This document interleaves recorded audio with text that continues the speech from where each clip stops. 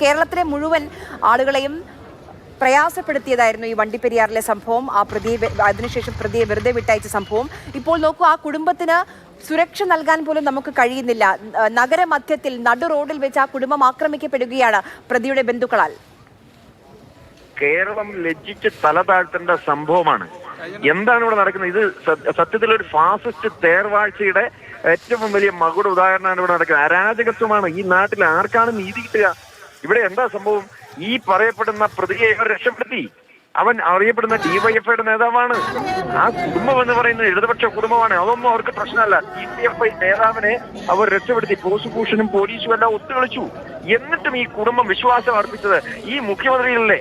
കഴിഞ്ഞ ദിവസമല്ലേ CPM-ന്റെ ജില്ലാ സെക്രട്ടറിയും കൂടെ ഈ പറയുന്നത് പോലെ ഇവരെല്ലാവരും കൂടെ ഇരയാക്കപ്പെട്ട എന്ന് വെച്ചാൽ ഇപ്പോൾ ഈ മർദ്ദനം ഏറ്റുവാങ്ങിയ കുത്ത് ഏറ്റുവാങ്ങിയ ആ കുഞ്ഞിന്റെ അച്ഛൻ അവരുൾപ്പെടെ മുഖ്യമന്ത്രിയെ പോയി കണ്ടു. മുഖ്യമന്ത്രി എന്താ പറഞ്ഞു? എല്ലാം ഞാൻ ഏറ്റു. ഇതാണോ ഏറ്റത്? എങ്ങനെയാണോ ഇവർ സംരക്ഷണം കൊടുക്കുന്നത്? കേരളത്തിൽ കമ്മ്യൂണിസ്റ്റ് ഭരണം ഇങ്ങനെ ആവർത്തിച്ചു മുന്നോട്ട് പോകുമ്പോൾ ഈ നാട്ടിലെ ഏതൊരു സാധാരണക്കാരനും നീതി കിട്ടുന്നില്ല എന്നുള്ളതാണ്.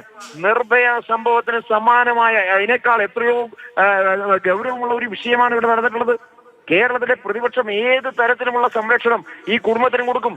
ഇവിടെ ഈ കുടുംബത്തെ പൂർണ്ണമായി സംരക്ഷിക്കാൻ ഞങ്ങൾ തയ്യാറാണ്. പക്ഷേ അവിടെ ഒരു ഇടതുപക്ഷ കുടുംബമായതുകൊണ്ട് ഈ ഗവൺമെന്റിൽ വിശ്വാസം അർപ്പിച്ചു എന്നുള്ളതിന് വലിയ വില കൊടുക്കേണ്ടി വരിക. അതിന്റെ പേരിലല്ലേ ഈ പ്രതികളുടെ കുടുംബത്തിൽ നിന്നും ആക്രമണം ഏറ്റുവാങ്ങേണ്ടി വന്നത്?